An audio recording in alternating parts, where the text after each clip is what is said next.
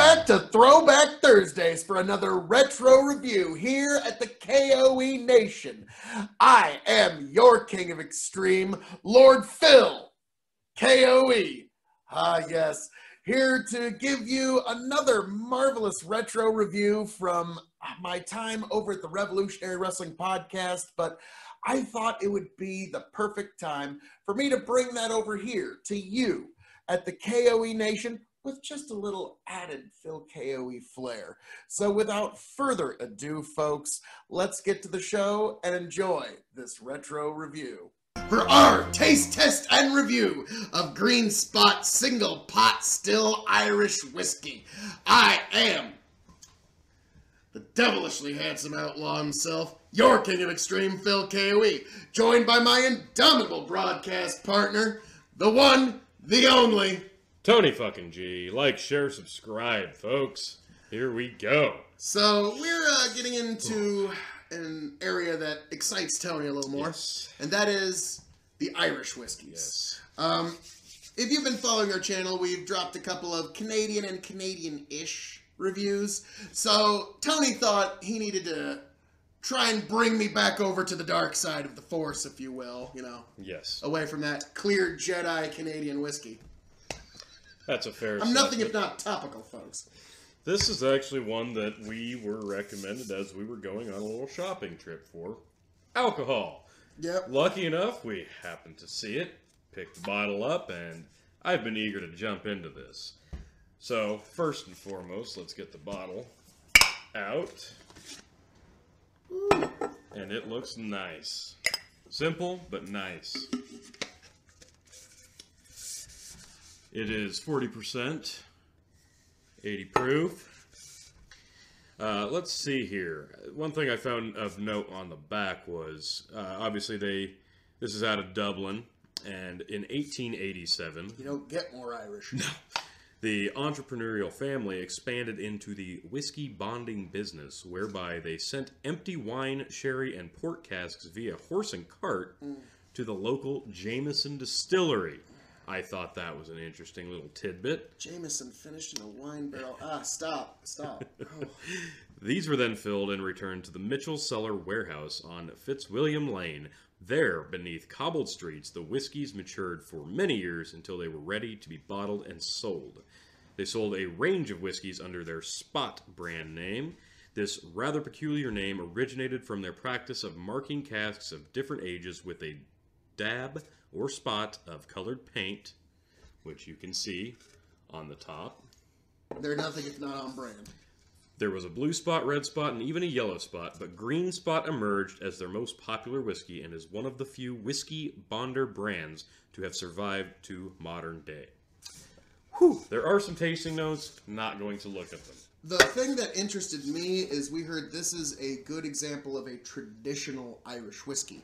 So when I heard that, it's like, we kind of have to give it a shot, don't we? I agree. I think we absolutely do. So, Tony, being the local representative of Irish whiskeys here in the Revolutionary Wrestling Podcast, he saw this, and like me, I thought I made a good haul of some really, really fine whiskeys. You're gonna need a knife.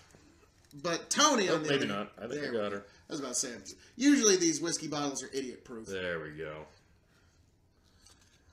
And I like how it's got the green spot even on top of the cork. That's just good branding. Love that. All right. Ooh, that was impressive on the cork.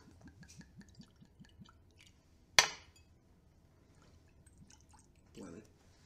And, one for the off-camera personnel. Yes. There we go. You know, one for the cameraman. Here you go, cameraman. Here you go. Yes. There we go. And, you know, we'll do a little Clinky, clinky. toast with the cameraman. All right, so let's see how this hits the nose. Oh, wow. Whew. Sweet. Sweet, but grainy. Like sweet and peat. Like, yeah, I was just overwhelmed with the sweetness. Sweet and fruity. But you're getting the grain, aren't you? You're definitely getting the Irish whiskey flavor on the nose, but sweet. Man, surprisingly sweet. I couldn't help it. I took a little tiny, just little drop on it. Well, cheers. Here we go.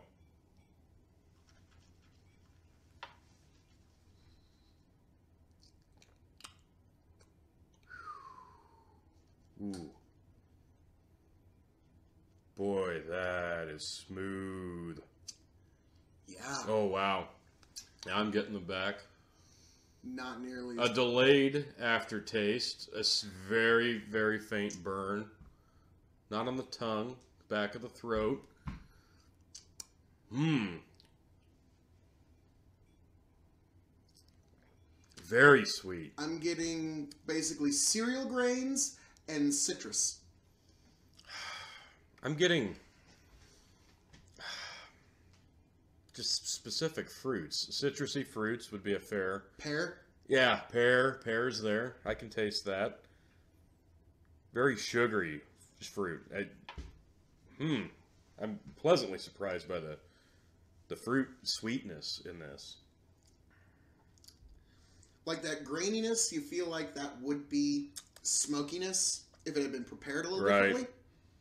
But instead, I'm like, again, I work in a mill. I'm a farmer. It's like there's certain alcohols when I taste it, like all I can taste is the grain.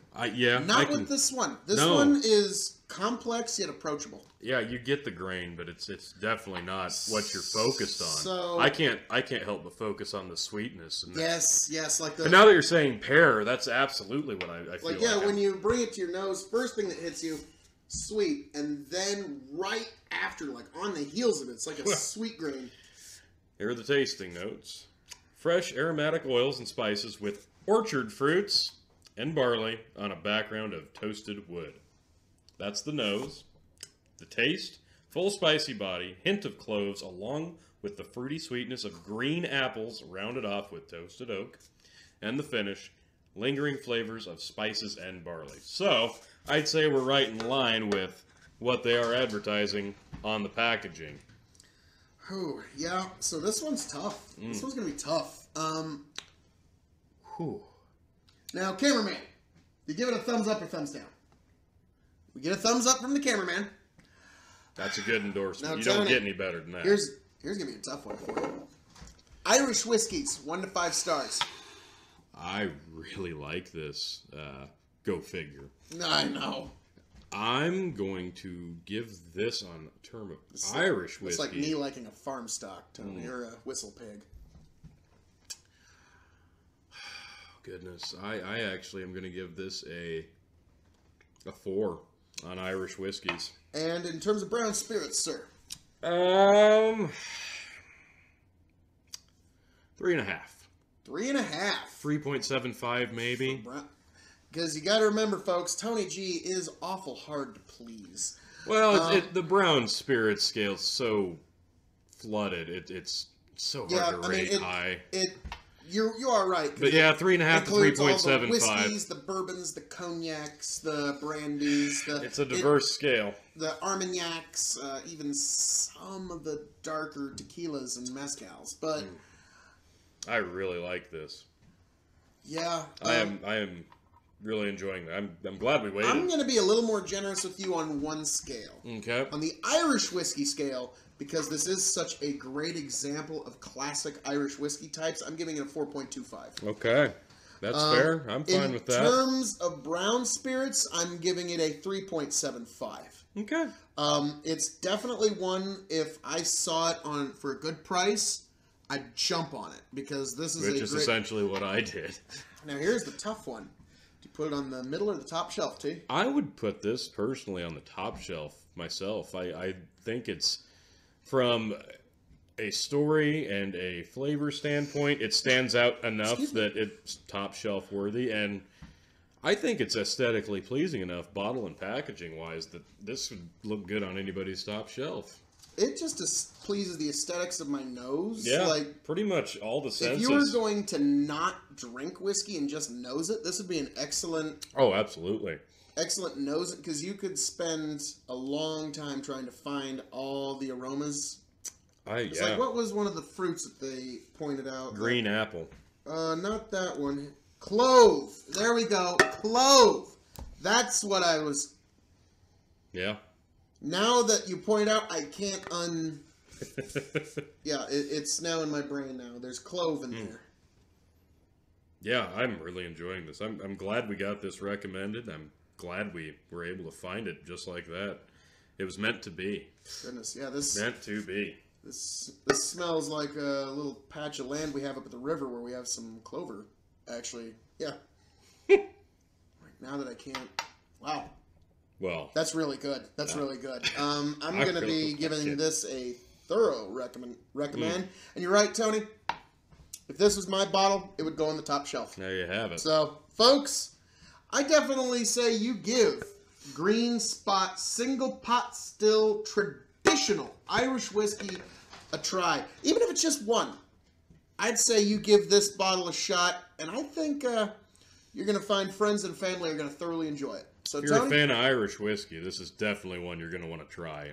If you're a fan of pleasantly surprised. If you're a fan of whiskey, this might be one you want to try. Even then. T, quite the bottle you found there, sir. Indeed. Thumbs up.